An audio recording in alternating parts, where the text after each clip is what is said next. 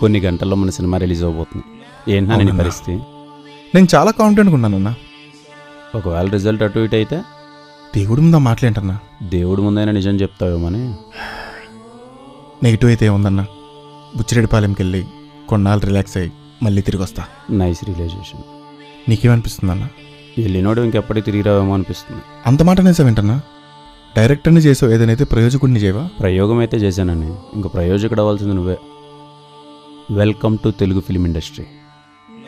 ఇన్నాళ్ళు నేను చాలా కాన్ఫిడెంట్గా ఉన్నాను, కానీ టెన్షన్ లేదు. మీరు మాట్లాడుతుంటే టెన్షన్ వస్తుందన్న. ఇంకా టెన్షన్ పెడితే ఏమాత్రం లాభం ఉండదు. అందరిది ఒకటే గోల, మా సినిమా బాగుండాలి, మా సినిమా బాగుండాలి, మా సినిమా బాగుండాలి.